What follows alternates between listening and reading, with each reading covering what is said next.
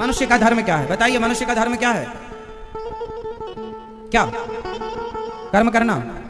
धर्म क्या है बताओ? धर्म की परिभाषा क्या है?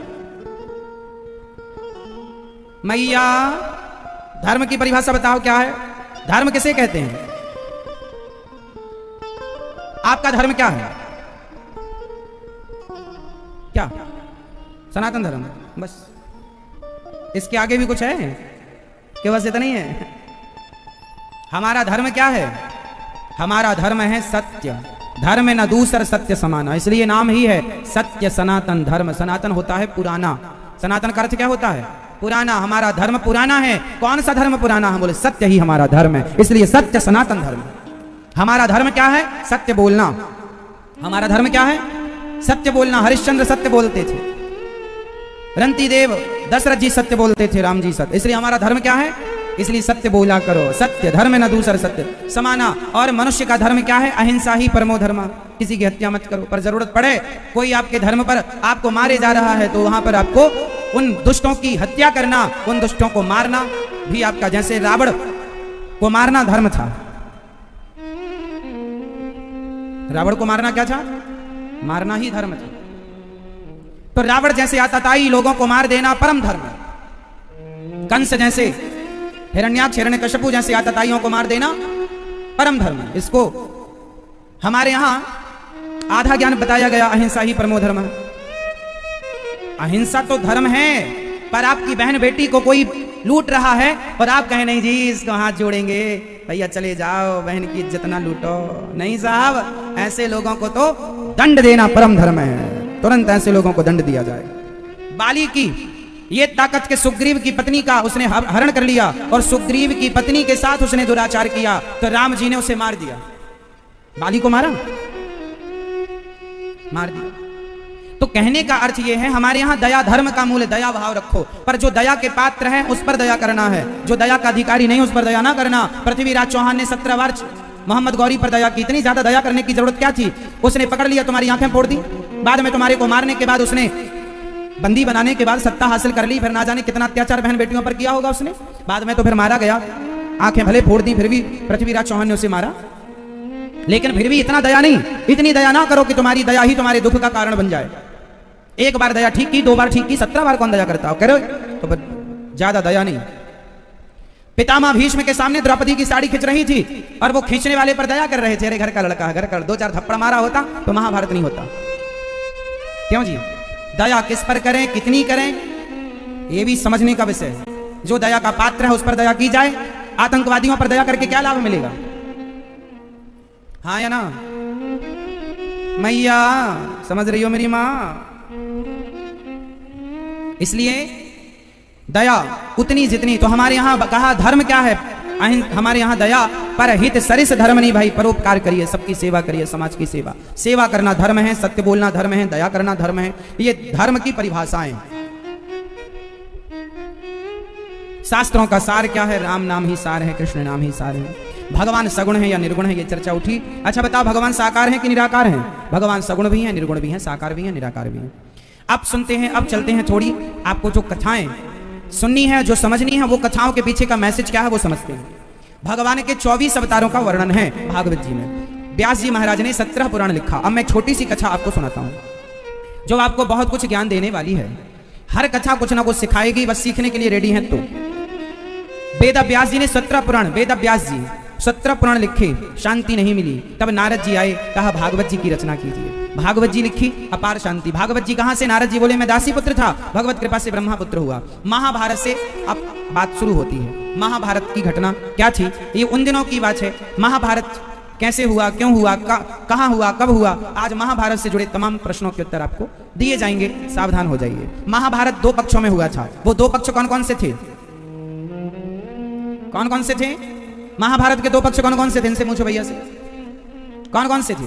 यहां यहां यहां महाभारत में कितने पक्ष थे? कौन कौन से? कौरव और पांडव। कौरव कितने थे? पांडव कितने थे? 5। कौरव 100 थे। कौरवों की सेना ज्यादा थी। बताओ सेना ज्यादा किसकी? कौरवों की। ताकत किसकी ज्यादा? कौरवों की। पर जीत किसकी हुई? क्यों? क्योंकि उनकी ताकत ज्यादा थी, उनका बल ज्यादा था, उनका पराक्रम ज्यादा था, उनके पास पावर ज्यादा था, पर इनके पास भगवान की कृपा ज्यादा थी। और जीतेगा वही जिस पर गोविंद की कृपा हो। पावर वाला ना जीतेगा, कृपा वाला जीतेगा। महाभारत में बहुत कुछ सीखने को मिला, उसमें कुछ चीजें आपको मैं सुनाता हूं। पहले तो यह समझना है कि महाभारत क्यों हुआ। क्या महाभारत रोका जा सकता था? क्या महाभारत रोका जा सकता था? यदि रोका जा सकता था तो कौन रोक सकता था? कौन कौन कौन कौन रोक सकता था? महाभारत यदि रोका जा सकता था तो कौन रोक सकता था? श्रीमन नारायण ने तो कोशिश की थी, भगवान कृष्ण तो गए थे शांति दूत बन के, रुक जाओ, ना करो महाभारत, ना लड़ो, शांति दूत बनकर गए थे भगवान। क्या भगवान की बात मानी दुर्योधन ने? बातें तो तब होंगी ना जब सामने वाला मानेगा। शांति की बातें आप मानेंगे नहीं तो शांति होगी कैसे? तो भगवान ने तो शांति दूत बन के प्रयास किया था। एक बार भगवान शांति दूत बनकर गए। जब पांडवों का 12 वर्ष का वनवास, 1 वर्ष का अज्ञातवास पूरा हुआ तो द्वारिका गए पांडव। फिर भगवान द्वारिका से हस्तिनापुर आए। हस्तिनापुर में जाकर भगवान ने कहा सभा में कि पांडवों को रहने के 5 गांव दे दिए जाएं। पांडवों को रहने के कितने गांव मेरी माँ मैया, ओ पंचायती मैया, पांडवों को रहने के कितने गांव? 5 गांव दे दो। तो दुर्योधन क्या बोला? मैं सुई की नोक बराबर जगह भी नहीं दूंगा। और भगवान कृष्ण को कहा सैनिकों बंदी बना लो इस ग्वाले को। भगवान को बंदी बनाने चला, देखो सबने रोका। जो अपने से बड़ों की बातें नहीं मानते, शिक्षा क्या है इस बात पर? जो गुरुजनों की, भगवान की वाणी नहीं मानते, उनका परिणाम वैसा ही होता है जैसा दुर्योधन का हुआ, सर्वनाश। महाभारत रोका जा सकता था, और रोकने वाला कौन था? एक व्यक्ति रोक सकता था, और वो स्वयं था दुर्योधन। दुर्योधन चाहता तो अपने विनाश को रोक लेता, स्वयं चाहता तो रोक लेता। लेकिन स्वयं कैसे चाहता? क्योंकि स्वयं तो शकुनी के इशारों पर नाचता था। दुर्योधन को नचाता कौन था? शकुनी। शकुनी इसलिए वहां पर नचाने वाली थी मंथरा, कैकेयी मां को यहां पे नचाने वाला था शकुनी। और याद रखना, जब जब बड़े विवाद, बड़े बड़े झगड़े हुए तो किसी शकुनी या किसी मंथरा के कारण ही विवाद और झगड़े हुए। इसलिए समाज में शिक्षा आपके लिए है कि आज यदि आप प्रेम मोहब्बत से रहना चाहते हैं तो शकुनी और मंथराओं से बच के रहिए। जब महाभारत स्टार्ट हुआ, कितने दिन तक चला था महाभारत? कितने दिन तक चला महाभारत? कितने दिन? 8 महीने, 18 महीने, कितने दिन चला महाभारत? कितने दिन चला? 18 दिन, सिर्फ 18 दिन। कहां हुआ था महाभारत? कुरुक्षेत्र में। जब महाभारत स्टार्ट हो गया और उस महाभारत में इस तरफ से बाण, उस तरफ से बाण छोड़े जाने लगे, और तभी अपनों की लाशों से गुजरना पड़ा। थर थर कांप गए अर्जुन, कांप गए धर्मराज युधिष्ठिर। भगवान ने सांत्वना दी। और महाभारत के युद्ध में तो एक पड़ाव ऐसा भी आया जब द्रौपदी की आंखों में आंसू आ गए, और जब द्रौपदी ने कहा गोविंद अब मेरी लाज आपके हाथ में है। तब भी आपने मेरी लाज बचाई थी जब मेरी साड़ी उतर रही थी, आज भी मेरी लाज आपके हाथ में है। भगवान बोले द्रौपदी क्या हुआ, आज कौन सी मुसीबत आ पड़ी? द्रौपदी ने कहा गोविंद आज मुसीबत का पहाड़ टूट पड़ा। क्या मुसीबत है? क्या मुसीबत आ गई? क्या संकट आ गया? क्या हुआ द्रौपदी? तब द्रौपदी ने बताया कि गोविंद कल का युद्ध आखिरी युद्ध है। क्यों? भीष्म पितामह ने प्रतिज्ञा ले ली है कि कल मैं पांडवों को मार दूंगा या फिर मेरा युद्ध आखिरी युद्ध होगा। पितामह को मारने की ताकत पांडवों में नहीं है, और पितामह की प्रतिज्ञा अधूरी नहीं होती। उन्होंने कह दिया कि कल का युद्ध मेरा या पांडवों का अंतिम युद्ध होगा। हे द्वारिकाधीश, मेरे पतियों की रक्षा कीजिए। भगवान बोले द्रौपदी मैं क्या कर सकता हूं? मैं तो महाभारत लड़ ही नहीं रहा, मैं तो केवल अर्जुन का सारथी हूं। द्रौपदी ने कहा हे गोविंद आप तो सब कुछ ना करते हुए भी सब कुछ करते हैं, मेरे पतियों के प्राणों की रक्षा कीजिए। भगवान बोले मैं कुछ नहीं कर सकता, पर एक बात जानता हूं कि तुम बहुत कुछ कर सकती हो। तो द्रौपदी बोली क्या मैं युद्ध करने जाऊं गोविंद? नहीं, कुछ लड़ाइयां बिना लड़े जीती जा सकती हैं, विवेक से। तुम भी ये लड़ाई विवेक से जीत सकती हो। कहा क्या करूं मैं? चलो मेरे संग, लंबा घूंघट डालो और चलो। आज द्वारिकाधीश ने लंबा सा घूंघट डलवाया द्रौपदी को, और रात्रि के 2 बज रहे थे। सबसे बचते बचाते, छिपते छिपाते भगवान भीष्म पितामह के कक्ष में पहुंच गए। स्वयं तो बाहर खड़े हो गए और द्रौपदी से कहा जाओ भीष्म पितामह को प्रणाम करना बस। रात्रि के 2 बजे लंबा घूंघट डालकर द्रौपदी मां गई। उस समय पितामह जाग रहे थे, भगवान के ध्यान में खोए थे भीष्म। पितामह, द्रौपदी मां ने प्रणाम किया, पितामह प्रणाम। पितामह को लगा दुर्योधन की पत्नी आई है आशीर्वाद लेने, आशीर्वाद दे दिया, सौभाग्यवती भव, सदा सुहागन रहो। और जब ये वरदान मिला तो द्रौपदी मां ने अपना घूंघट उठाया, पितामह सुबह के युद्ध में मेरे पतियों को मारने की प्रतिज्ञा ली है आपने, और आज मुझे सौभाग्यवती का सुहागन का वरदान दे रहे हैं। पितामह अवाक रह गए। पितामह बोले, द्रौपदी तुम यहां? पितामह को क्या पता था कि ये द्रौपदी है, उन्हें तो ये लगा ये दुर्योधन की धर्म पत्नी है। पितामह समझ गए, द्रौपदी ये चाल तुम नहीं चल सकती हो, ये चाल तुम्हारी नहीं। बताओ तुम्हारे संग कौन आया है? द्वारिकाधीश आए हैं। कहां है?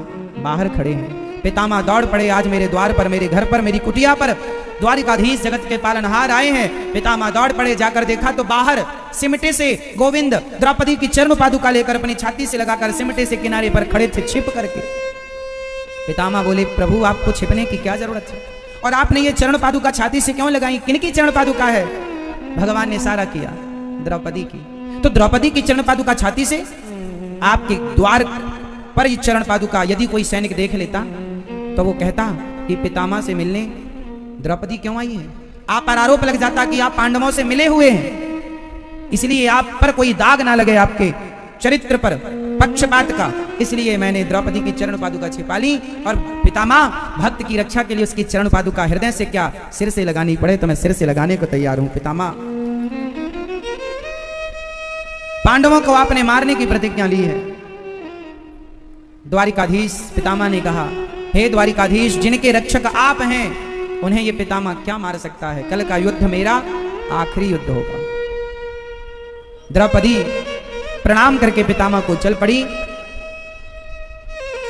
दूसरे दिन का जब युद्ध हुआ वह 10वें दिन का युद्ध था। वो कौन से दिन का युद्ध था?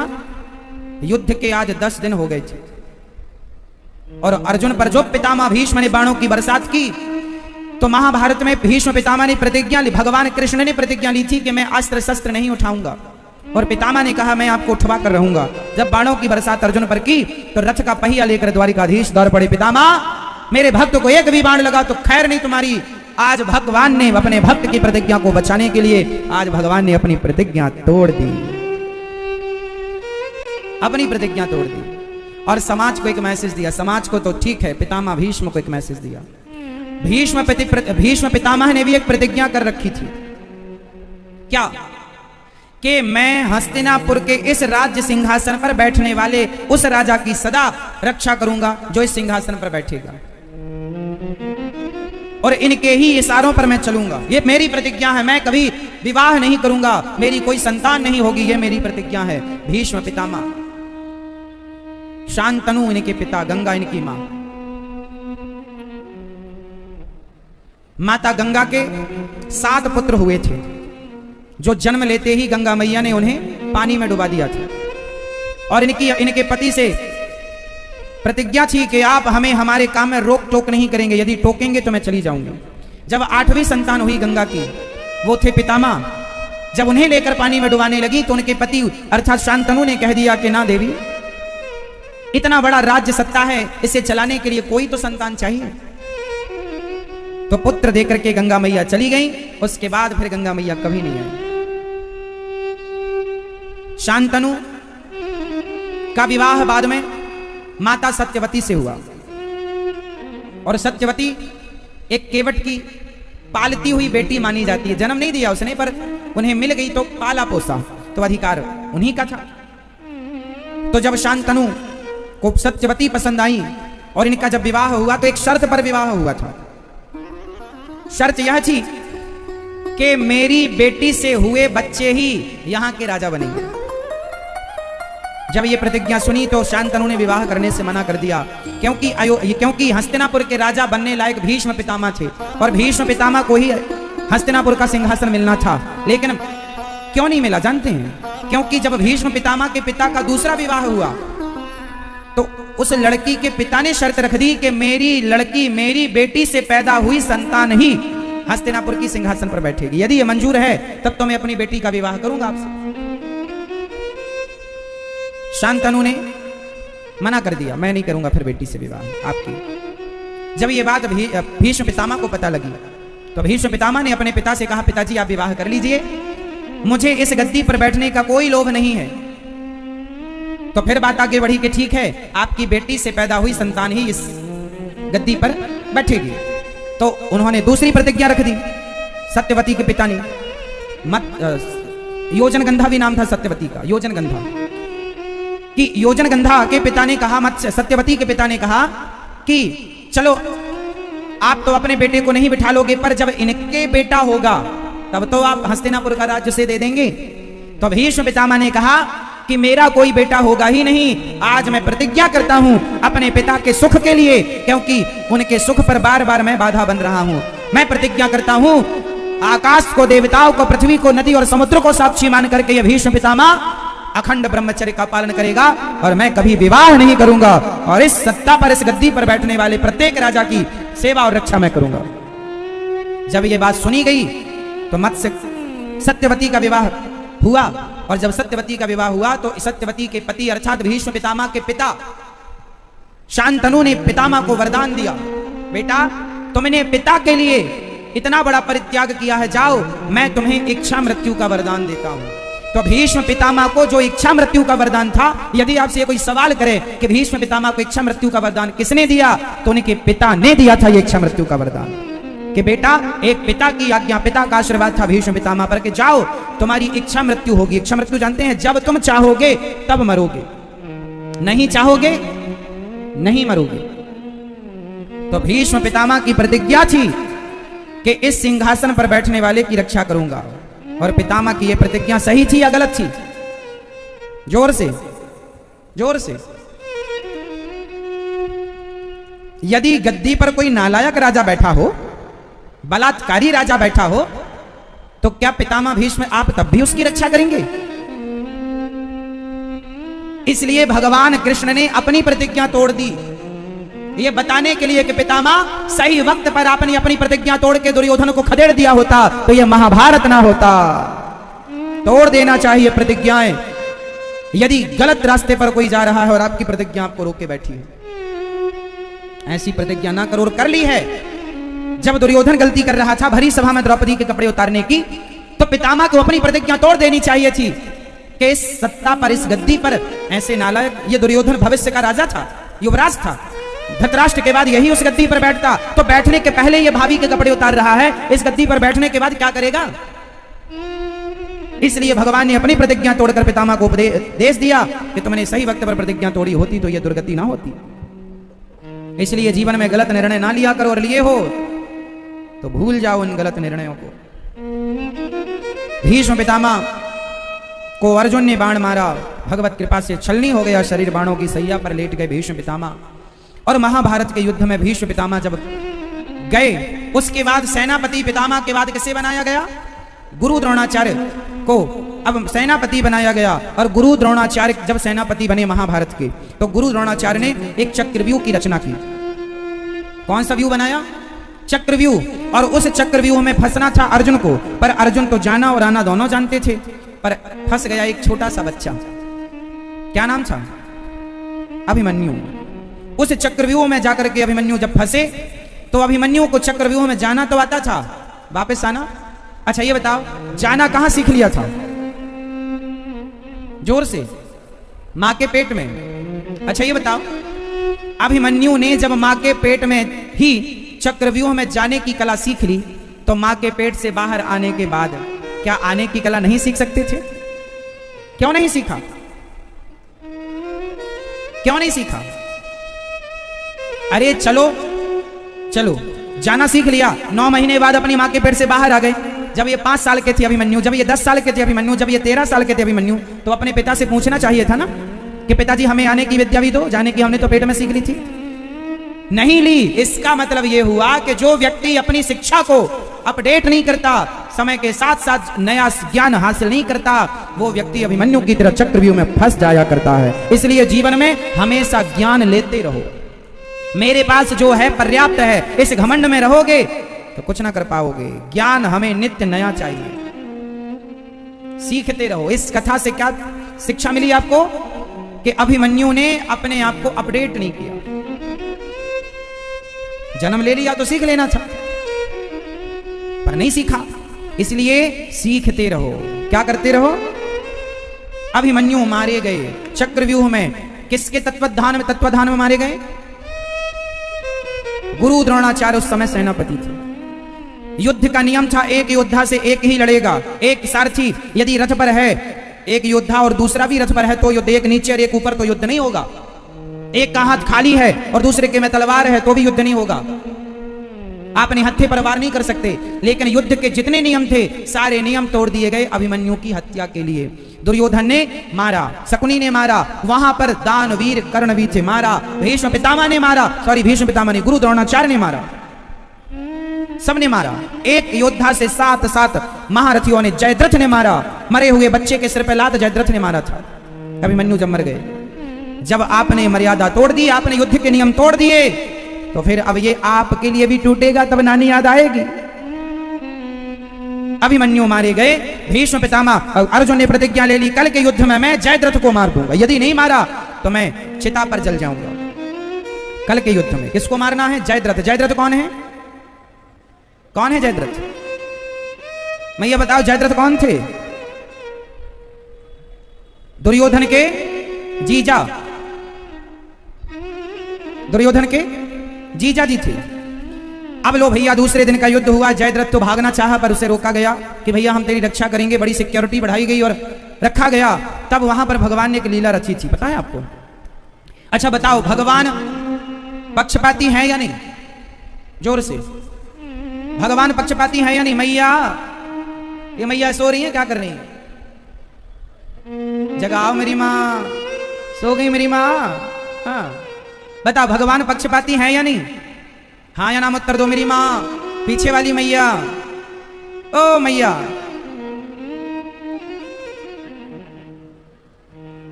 बताओ भगवान पक्षपाती है या नहीं? है या नहीं? ओ पंचायती मैया, पूछ रहे हैं हम, तुम पंचायत करने लग गई। है या नहीं? है या नहीं? भगवान बहुत बड़े पक्षपाती हैं। जैसे मां सदा अपने बच्चों का पक्ष लेती है, ऐसे ही भगवान सदा अपने भक्तों का पक्ष लेते हैं। ईश्वर सदा भक्तों के पक्ष धर रहे हैं। महाभारत के युद्ध में देखो कितना बड़ा पक्षपात किया। जब जयद्रथ की, मैं जयद्रथ को मार दूंगा ये प्रतिज्ञा जब अर्जुन ने ले ली, और सुबह से लेकर दोपहर और शाम होने को आई, सूर्यास्त होने का समय आ गया और जयद्रथ अभी तक नहीं मरा, और अर्जुन यदि नहीं मार पाते तो प्रतिज्ञा के अनुसार अर्जुन को मरना पड़ता। तब भगवान ने एक पक्ष लिया, जानते हो क्या? माया को बुलाया, कहा जाओ सूर्य को ढक दो। बादलों ने सूर्य को वैसे ढक लिया जैसे सूर्य अस्त हो गया हो, और शंख ध्वनि हो गई, हल्ला मच गया कि भाई सूर्य अस्त हो गए। अब अर्जुन के लिए चिता बनाई गई, अर्जुन चिता पे जाने लगे। अर्जुन को भी लगा सूर्य अस्त हो गया, अब तो अस्त हो गया तो मैं प्रतिज्ञा हार गया, तो मुझे जलना है। उन्होंने कह रखा था यदि मैं आज के युद्ध में जयद्रथ को नहीं मार पाया तो अग्नि में जल के समाप्त हो जाऊंगा। लो भैया, अब जयद्रथ बड़ा खुश होगा, मैं बच गया, मैं बच गया, मैं बच गया, और चलो अर्जुन मर रहा है, मैं चलूं। उसे रोका सिक्योरिटी ने, मत जाइए मत जाइए, नहीं नहीं मैं अर्जुन को मरता हुआ देखूंगा। अब क्या कर लेगा, अब तो युद्ध ही समाप्त हो गया। और जब जयद्रथ जाके खड़ा हुआ, अर्जुन तू मुझे मारेगा, खुद मर रहा, जल्दी मर तू, जल्दी चल। तभी भगवान ने कहा इसे ही बुलाना था, आ गया ये। भगवान ने कहा आने दो सूर्य भगवान को। बादल हटे, अभी सूर्य भगवान की किरण 10 मिनट की थी, और बाण उठाया, अर्जुन उठाओ गांडीव, चढ़ाओ बाण, पर इसका सिर ऐसे काटना कि इसके सिर यहां ना गिरे, जाकर इसकी पिता की गोद में गिरे। जो बाण मारा अर्जुन ने, जयद्रथ का सिर कटा, और जयद्रथ का सिर अर्जुन के बाण ने नहीं, भगवान का सुदर्शन संग था, काट करके जाकर उसके पिता की गोद में गिराया। जयद्रथ और जयद्रथ के पिता दोनों बाप बेटे मर गए, और भगवान ने भक्त की रक्षा की। बोलिए भक्त वत्सल भगवान की। तो ऐसे पक्षपाती हैं भगवान, जो उनका हो गया फिर भगवान उनके लिए सब कुछ करेंगे, दिन को रात कर देंगे। बहुत प्यार करते हैं भगवान, किससे? अपने। भगवान कहते हैं मुझे लात मारोगे मैं कुछ भी नहीं करूंगा तुम्हारा, मुझे लात मारोगे मैं बर्दाश्त कर लूंगा, मेरे भक्त को लात मारोगे तुम्हारा सर्वनाश कर दूंगा। राम जी की पत्नी उठाकर ले गया रावण, राम जी ने कुछ नहीं किया रावण के साथ, लेकिन रावण ने विभीषण को लात मार दिया, तो भगवान ने कहा तूने मेरे भक्त को लात मारा है, इसलिए तेरा सर्वनाश करना पड़ेगा, कर दिया। भगवान अपना सब सह लेते हैं अपने भक्तों का, इसलिए भक्तों से पंगा मत लिया करो कभी भी। किसी भक्त को कभी ना सताना, वरना भगवान तुम्हारी चमड़ी निकाल लेंगे। ईश्वर जब न्याय करते हैं ना, तरीके से न्याय करते हैं, इसलिए थोड़ा भक्तों पर भक्तों को बिल्कुल नहीं सताओ। सताना तो किसी को नहीं चाहिए, पर विशेष रूप से साधु संत ब्राह्मण भक्त जो भगवान के आश्रित हैं, कभी उन्हें ना सताओ, वरना सर्वनाश होता है। भगवान ने महाभारत के युद्ध में दुर्योधन को भीम भैया ने मारा, जंघा टूट गई। अश्वत्थामा आए और द्रौपदी के 5 बच्चों को सोता हुआ मारने का प्रयास किया। महाभारत हो गया, पांडव जीत गए। अश्वत्थामा ने द्रौपदी के 5 बच्चों को सोते में मार दिया, 5 का सिर काट दिया। प्रतिविंद, सुत, सोमश्रुत, कर्मा, शतानीक और श्रुतशयन उनका नाम था। जब 5 बच्चों की हत्या हुई और दुर्योधन ने कहा कि ये पांडव नहीं, अच्छा दुर्योधन को लगा अश्वत्थामा मेरी इच्छा है कि पांडवों को मार दो, तो वो पांडवों को मारने गया और पांडवों की तरह दिखने वाले उनके 5 पुत्रों को मार दिया। दुर्योधन ने कहा ये पांडव नहीं पुत्र हैं, और गलतफहमी में वो पुत्र मारे गए। दुर्योधन की मृत्यु हो गई। दुर्योधन को श्राप था कि पहले तुम प्रसन्न होगे और बाद में दुखी होगे। तुम प्रसन्न और दुखी एक साथ जब होगे तभी तुम्हारी मृत्यु होगी। तो पहले तो प्रसन्नता हुई कि पांडव मारे गए, और ध्यान से देखा पांडव नहीं पांडव पुत्र हैं। दुख हो गया कि हमारा तो वंश ही नष्ट हो गया। उसी क्षण में दुर्योधन की मृत्यु हो गई। और मारा किसने पांडवों के बच्चों को? अश्वत्थामा। ये अश्वत्थामा कौन थे? गुरु द्रोणाचार्य के पुत्र। सुबह भागे अश्वत्थामा, अर्जुन पकड़ के लाए, चरणों में गिर पड़े। अर्जुन को बाण मार दिया अश्वत्थामा ने, ब्रह्मास्त्र। तो पाक कृष्ण कृष्ण महाबाहो भक्तानाम भयंकर त्वमेको दह्यमानाना मपवर्गो से संस्रते। अर्जुन चरणों में गिर पड़े, प्रभु अश्वत्थामा ने हमें मारने के लिए ब्रह्मास्त्र चला दिया है। भगवान ने कहा कोई बात नहीं, तुम भी चलाओ। और अर्जुन ने भी चलाया। दोनों ब्रह्मास्त्र टकराएंगे ना तो प्रलय हो जाएगी। भगवान ने दोनों को शांत कर दिया और लाकर द्रौपदी के सामने खड़ा किया अश्वत्थामा को। द्रौपदी तेरे पुत्र का हत्यारा तेरे सामने खड़ा है, जो दंड देना चाहती हो दे दो, जो भी दंड देना है दे दो। ठीक है, दंडित किया जा रहा है। द्रौपदी से कहा क्या करें? द्रौपदी ने कहा दया धर्म का मूल है, पाप मूल अभिमान, तुलसी दया न छोड़िए जब तक घट में प्राण।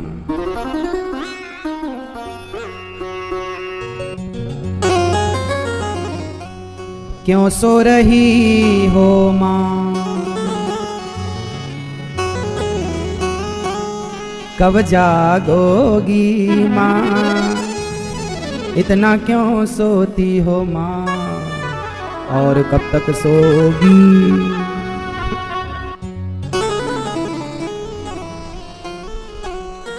मस्त हमारी मैया सो रही है, मस्त। अच्छा ये बताओ, द्रौपदी के 5 बच्चे मार दिए अश्वत्थामा ने, और अश्वत्थामा सामने खड़ा है। द्रौपदी मैया कह रही है छोड़ दो। क्या करना चाहिए इसके साथ? क्या करना चाहिए? हाँ, क्या करना चाहिए? शरण में आया हुआ कितना भी बड़ा अपराधी हो उसे क्षमा कर देना ही हमारा धर्म है।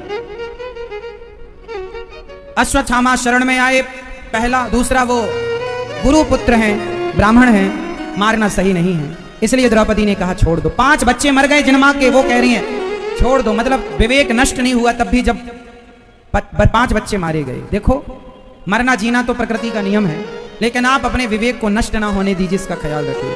और द्रौपदी एक माँ है, और माँ करुणा से भरी होती है। माँ के अंदर क्या होती है मेरी माँ? करुणा। पर आजकल की कुछ माँ ना केवल अपने बच्चों में करुणा करती हैं, दूसरे के बच्चों को बिल्कुल प्यार नहीं करती। अरे माँ तो माँ होती है, सबके बच्चों में तुम्हारा प्रेम होना चाहिए।